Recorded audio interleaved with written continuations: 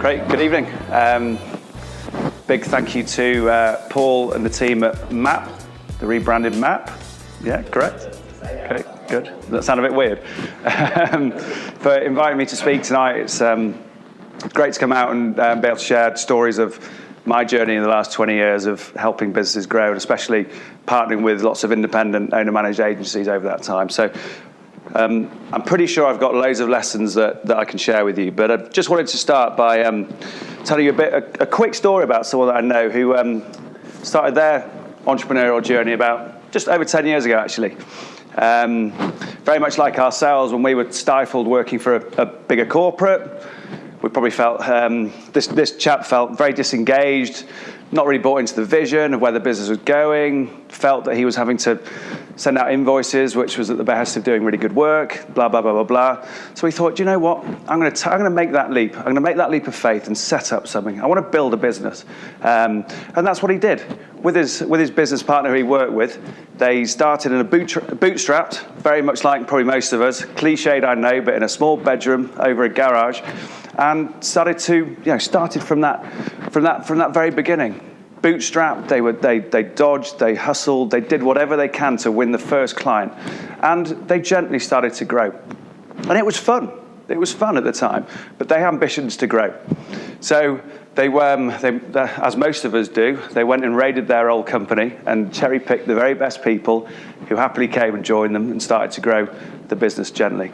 And what they did differently from the competition is they really focused on doing a really good job and adding value to whatever they were doing.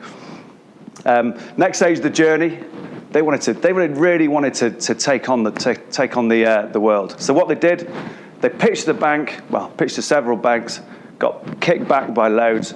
Finally, they got a loan, and they invested in a big mothership, a big 3,000 square foot. Can I swear or not? Fuck off office. Imagine it. A brilliant HQ, invested in it. They wanted to magnetize talent to that office. What happened next? Cast your minds back to 2008, 2009. Financial Armageddon. Literally, the next day they moved into that office. Budget, the cost base had gone through the roof. Sleepless nights about how they're going to be able to pay all their invoices, blah, blah, blah. And literally the world just stopped. The finance market just crashed. Look, what did they do? As most businesses did, like probably we all did back in the day, we just got through it. They just got through it. They did what they did, had to make cuts, they made redundancies, they just reshaped the business. But they got through it to within the skin of their teeth. And then they started growing again. They had a few really good people that worked with them, but this is where they always got it wrong. They could not find the very best talent. They hired people, they hired the wrong people, they hired lots of people, but kept on making loads of mistakes. Mistake after mistake after mistake. I'm sure we've all been there where we've hired the wrong people out of desperation, putting a bum on a seat, you name it, they made all those errors. So imagine the amount of money, time, resource, energy that's gone down the Swanee based on that. The next leg of their journey, while this was all happening, is their ambition to launch a satellite office, a second office. So that's what they did. Another big investment. Unfortunately, the person they hired was rather more partial to illegal substances, let's say that, than actually putting in a day's graft. So again, a cataclysmic fucking error. And to make matters even worse, while all this was going on, this individual's personal life was absolutely going down the Swanee. He'd been married for a few years, which was going on and off. They tried. Anyway, became a bitter, embroiled divorce. And then another bouncer. His father fell ill with an aggressive form of cancer. Great, the perfect storm of personal issues that absolutely throws it at you, while still trying to run a business that's hemorrhaging cash and doing all that sort of stuff. Thankfully, his father's still alive and kicking, and he's bounced back. If you've not joined up the dots, I'm actually talking about my story here. I have made every mistake under the sun with regards to hiring talent, but what I have done is done it brilliantly for my clients. So the lessons I'm going to share tonight, hopefully, is of what I've learned from doing it for ourselves, but also how lots of my clients have done it. So I just wanted to do that in third person because I find it really difficult speaking about myself. So hopefully that's giving you a little bit of a journey on of my background. Right, so very quick show of hands. Talent, how many of us struggle with finding talent for our businesses? I was hoping for more than that, guys. Gee, that's not even 50%. Paul, I'm off. This is going to fall flat on its face. Okay, right. Second show of hands. How many of us have a great, concise, well-executed new business development strategy? Or think or try to execute a good new business development strategy? Ish. Okay. I was hoping for more hands on that as well. This is really going badly. On the flip side, how many of us have a really good talent attraction strategy? Great, that's brilliant. One out of the whole group. Thank you so much for putting your hand up there. So the parallel I'm trying to draw here is our businesses, I'm assuming that we're all run service-based businesses, or the large majority of us run service-based businesses. Our businesses are based on our people and the quality of the people that work for us. So people are our greatest asset in our businesses. Like a new business development strategy, we have a well-formulated strategy to ensure that that keeps the business going. You turn that tap off, it's terminal. On the same breath, a talent attraction strategy, we need to keep that pipeline of people coming through for attrition, growth, you name it. But you turn that tap off as well. Again, that could prove terminal for our businesses. So what I'm trying to do, guys, is get everyone to elevate their thinking here now. We're all immersed in the day-to-day grind of our jobs, doing 101 bits and bobs of what we do. But what I want you to think about for the next 5 or 10 minutes is talent attraction as an investment as opposed to a cost. Okay? So the analogy I want to draw is basically we've got two options. The external perception of what we're trying to do. In this day and age with great marketing people, I have to say that because our marketing guy's here. Hello, Mike. With everything at our fingertips, you know, the option that we've got great websites, we've got the option, all the different social platforms, Twitter, Instagram, Facebook. We've got so many ways that we can promulgate our messages of who we are and what we do and why we're great and all that sort of good stuff. So take a step back. What are we all doing for our businesses to look like this, as opposed to this, that's going to draw and magnetize talent to you? Imagine I'm that one developer in Manchester who can do whatever job that we all want, or I'm that great client services director that we're after, or that elusive business development guy who decides, right, I'm going to elevate myself now, I'm going to raise my head above the parapet, and I'm going to look for a new job. We want to make sure that we have that shiny frontage from afar that is going to drag this person to our businesses. So I'd think about what are we actually doing to make sure that we're the building on the left as opposed to the shack on the right. Once we've got them there, once we've got them through the door, we've dragged them in there, they've come in through the door, they've dodged the bean bags, they've navigated the table tennis table. That was brilliant. I came in here and saw that. It was great. But above and beyond all the nice things to have, what does talent look for nowadays? What does the future generations of people look for in a business? And it's distilled down to these three things. Vision. People look for a business that's led by a strong leader who's got a strong sense of direction, that's taking them on a journey that's meaningful and where they're going to really make a great contribution to what they do. Values. These are the heartbeat of what drives the behaviors in a business. People want to work in a business where their value set is aligned. And that, as I say, it drives the heartbeat of a business. And finally, purpose. Simon Sinek. Have you all heard of Simon Sinek? If you haven't, I would recommend just go Google him, check it out on YouTube. He's got a great 5-6 minute YouTube video talking about why people do what they do and talking about meaningful contribution, fulfillment. People don't get out of bed nowadays to go and do a 9-to-5 job. People aren't wired up like we used to be back in the day. So from an attraction perspective, hopefully a few basic things that will help elevate your thinking as to how to differentiate yourself from a very crowded marketplace.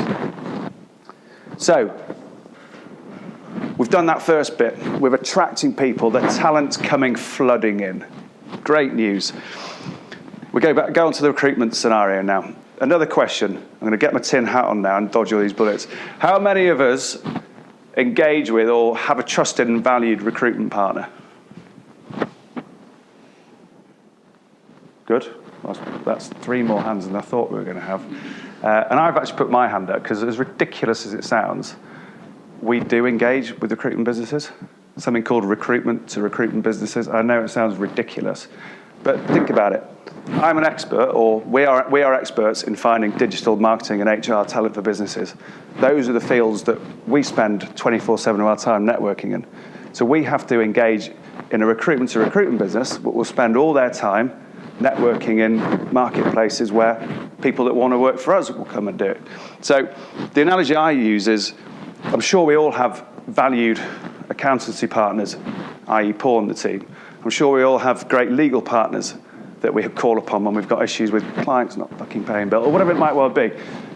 Try and elevate your thinking and think about a recruitment partner as a valuable partner to your business, even if they do only find you one person a year. If it's that one person a year that you've had an empty seat for 6 months, what's been the net cost to your business for not having that person in the seat? So I would urge people, and this isn't a pitch from me, by the way, I would urge people to build a partnership with a recruiter, let them immerse their time in the business with you, learn about the culture, learn about your heartbeat, what differentiates Ahoy from every other business type thing. Let them become an extension of your talent team, and it will definitely reap rewards. So, secondly, how many of us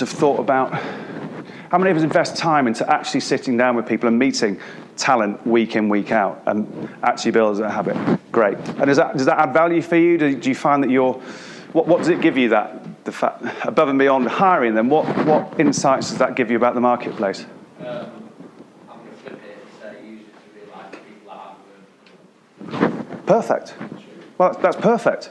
So it's giving you valuable insights to see what's out there, benchmark them against the people that work for you, and they're obviously below par or below what you needed, and you're probably paying them more than you were paying those external people, potentially. So it's a great source of market intelligence, first and foremost. But secondly, think about building the habit into your mindset that you should constantly be hiring or meeting people, because hiring people could take 6, 9, 12 months to get the very best person. Compare it to a new business pitch. How long does it take from that first meeting, day one, to landing that? It could take 6, 9, 12, 18 months. So you've got to keep that cadence of meeting and meeting and meeting, so that when that person is little bit disengaged, they've had a row with the boss, or they've not got the bonus they were looking for, who are they going to call? They're going to call Mark, because Mark's, he's had a meeting with me, we've had coffees, we've had beers, he's got to know me, and do you know what? I like the sound of his business, I like the vision, I like where he's going. So just start thinking about building that. And we've all hired, how many of us have all hired when we've desperately, because someone's resigned and we've just got to put a bum on the seat, which has gone catastrophically wrong. You've hired a 5/6 out of 10er because they thought, you know what, they'll solve that headache, but it just gets worse, doesn't it? It aggravates, it costs you more and more money.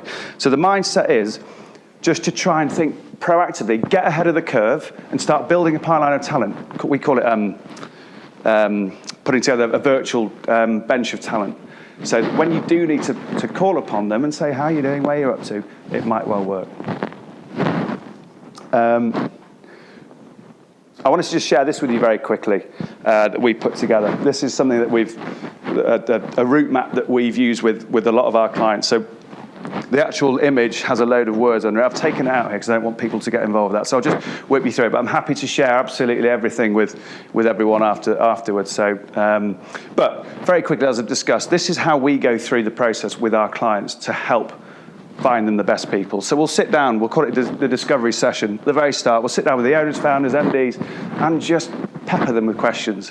Why did you set the business up? What do you do? How do you differentiate yourself? Tell us about your journey from day one to current day. What have been the highs, the lows, the milestones, all that really good stuff. And we'll soak it all up. Then we'll ask about the vision. Where are you going? You're here now. Where are you in 3-5 years? What's the big, hairy, audacious goal? And why, if I was looking for a new job, why would I want to come and talk to you? So we get all this great information, then we curate the story, and then based on the brief that we've taken with the client, we'll go and research the candidates that we know, do all our headhunting, that sort of thing, and then just start gently having conversations with people, which then lead to a meeting in person, and then we will introduce the very best people to our clients who align with the vision and the values, but also have the skill set and align with the culture. Then we'll get you guys prepared for the first interview. Again, just a very quick thinking. How many of us in the first round interview nowadays view it as as a must, really dig deep into the skill set of the individual? Or how many of us use that as an opportunity to curate our tale? Latter. Yeah, you tell your story. So you tell your story as well. Yeah, we bring it socially to the whole group. Perfect. So the whole recruitment piece of yesteryear, of bringing people in, firing questions at them, making them sweat under the armpits, that's gone. First stage, you need to do the wooing. You need to seduce these people. We need to tell them about what all the good stuff is, who we're working with, where we're going, what this is going to mean to you. Because you want them coming back, second stage, with the bit in between their teeth, wanting this job. Because I can guarantee the very best people, and this happens in London, so also and in Manchester, the very best people have 4, 5, 6, 7, 8 job opportunities on that table at any given one time. So you need to get them fired up to want to come and work for you. That second stage, that's when you can put them through their motions, talk about a 30-day, 60-day, 90-day plan, how you add value to the business, or whatever you wanted to go through. And then obviously we'd help with the offer, make sure there's no counter offer, all that sort of good stuff. So you've done the first stage brilliantly, you've got your people in, you've done the second stage, you've got the job offer, they've said yes, yee-haw, feet are up on the table. Not quite. The most important time now to make sure these people land within your business is at this stage, when they've said, yes, I'm going to join your business. The reason why is 9 times out of 10, counter offers are flying in at people. You know, imagine yourselves when one of your key people resigns. How many of you counter offer just because you're thinking, oh, that's going to reduce a bit of a headache for me. I need to keep on hold of them for as long as I can. So we need to keep close to these guys. So my advice is to get them, the onboarding process starts now. Any excuse to get them into team drinks, any excuse to go bowling, whatever team day or whatever event you have, or whether it's a strategy day, get these people involved with the objective that they feel part of the business a long time before they start on day one. So put ourselves back to when we joined our businesses day one. Oh, you're like the new person, aren't you? You don't want to say boo to a goose. The more you've got them involved, the more you've got them immersed in the culture before they actually join, the better they're going to be able to get out the tracks. And that is going to reduce the amount of people that we lose in the first 3, 6, 9, 12 months. Which, once again, if you do all the sums about how many times we've lost people in that period of time, how much it actually bloody costs all of our businesses. It's horrendous. I've done it, and it keeps me awake at night. So, the onboarding starts, as I say, the onboarding starts. So induction again, make sure that you have a really good, robust induction that looks like, planned. They come, they start, day one, they know exactly who they're meeting, when, they get to learn about everyone within the business. And it's a really good opportunity for the owners or whoever, the directors, managers, MDs, whatever it might well be, to drive what success looks like. This is how we do things around here. These are the success standards. These are the expected behaviours. And do you know what? This is what exceptional looks like. Because so many times I know businesses that someone starts, they've got a desk in the corner, the laptop's not even working, they've not got a phone, the people are sitting there like going, what the bloody hell have I just joined here? So first impressions, guys, really important. I know it might sound basic, but lots of businesses still fall foul of this. So they're on board. How are we going to now keep them engaged and how are we going to keep them retained? So again, I'm referring to another author, Dan Pink. I heard of Dan Pink, wrote a book called Drive. If you haven't, or if you haven't got the time to, again, Google it. There's a 5-6 minute brilliant YouTube clip that just hopefully cement what I've been talking about. So Dan basically says that motivation is now based on 3 key factors: autonomy, mastery, and purpose. So the autonomy piece is, nowadays, we all have, but we all like, even more so, we all like to be in control of what we do and how we do it and with whom we do. So from a workplace perspective, the old school traditional notion and values of you've got to be in at this time, you've got to wear this, and you've got to do this, you've got to do that. We need to step back a little bit and be a little bit more evolved with our thinking and give people the flexibility and give them the ownership, which is going to drive engagement of what they do. The mastery piece, again, the next generation of the workplace. I'm not going to refer them to the millennials. I'm just going to call them the next generation. They all have a growth mindset. They all have this thirst and appetite to learn. So they want to continue to improve in everything they actually do. So give them the surroundings and the environment to really become the best that they can be in the work they do. And lastly, I've touched on it again, but the whole purpose piece, this is a really good way of striving towards something bigger than just what you do. So try if you get the why you do what you do right, and this really drives a sense of engagement across your whole team, your whole business, which therefore drives a higher level of retention across your business, which is what hopefully we're all striving for. So I guess, and finally, I think what I've learned over the years is that the onus is very much now on us, on our shoulders, business owners, shoulders, to ensure that we're creating a brilliant place for people to work. People want to work in a great place where they feel inspired, where they feel empowered, and where they feel engaged in what they do. So if we create a great place for them to work in, why are they going to want to leave? When I come along and pick up the phone and go, hello, I've got a great job at such and such, they'll be like, no thanks. I'm on a 12-month development plan, and I love where I am. So that's just a really quick whistle-stop tour. I've got loads of content that I can share. Hopefully that's going to give you a little bit of practical ideas and hints and tips to implement in your business. But thank you very much for listening, and fire away with any questions.